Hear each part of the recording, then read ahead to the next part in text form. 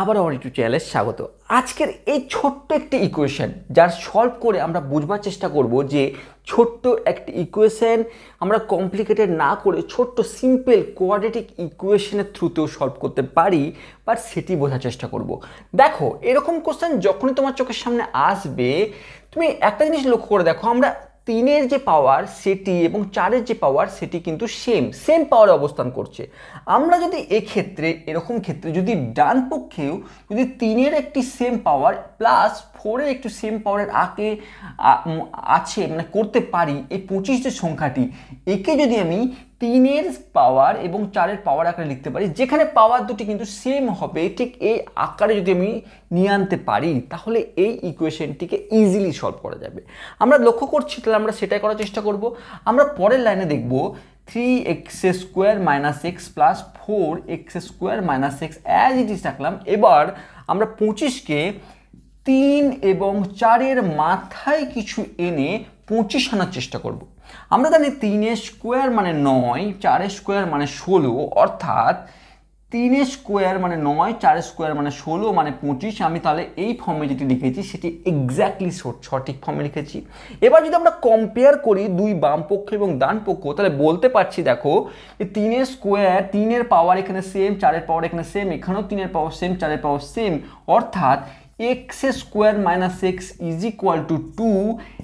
এটি যে আমরা এই কোয়েশ্চেন থেকে পাচ্ছি এই বিষয়ে কোনোরূপ ডাউট নেই, কারণ এক্সের এটি তখনই পসিবল যখন 3-এর পাওয়ার সেম, 4-এর পাওয়ার সেম এবং তার যোগফল আকারে আছে এবং ডান দিকে সেম অবস্থান আছে, দুটি যখন সমান, তাহলে আমাকে ধরে নিতে হবে বা বাধ্য আমি ধরতে যে এটি এবং এটি সেটি সবসময় সমান।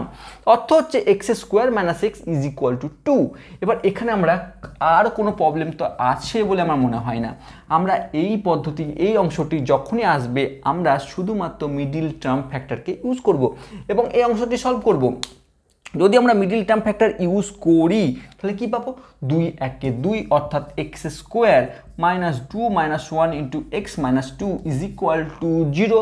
এবার আমরা x² - 2x - plus x - 2 is equal to 0। এখান থেকে আমরা যদি x কমন নিই, আমরা দেখতে পাচ্ছি, আমরা ক্লিয়ারলি বুঝতে পারছি এর অ্যান্সার কি আসবে, কিন্তু আমি প্রত্যেকটি স্টেপ করার চেষ্টা করছি। ঠিক আছে, x যদি কমন নিই আমরা, তাহলে x - 2 প্লাস 1 যদি কমন নিই, তাহলে x - 2 ইজ ইকুয়াল টু 0, অর্থাৎ আমি পেয়ে গেলাম x - 2 into x plus 1 is equal to 0 হচ্ছে এই একটি ইকুয়েশনের একটি ফ্যাক্টরাইজেশন ফর্মে নিয়ে চলে এসেছি, ফ্যাক্টরাইজ ফর্মে নিয়ে চলে এসেছি।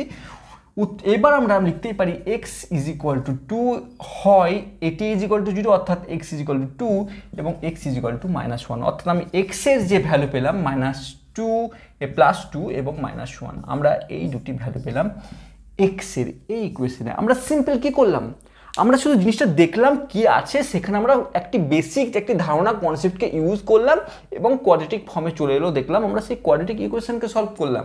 তাহলে আমাদের এই কনসেপ্টগুলি কোথাও লেখা থাকবে না, আমরা শুধুমাত্র এগুলি রপ্ত করতে পারি শুধুমাত্র সিম্পল বেসিক কনসেপ্টের উপর। সেই জন্য আমি বারবার বলি, বেসিক্সের উপর জোর দাও, বাকি সব কিছু তোমার হাতে চলে আসবে।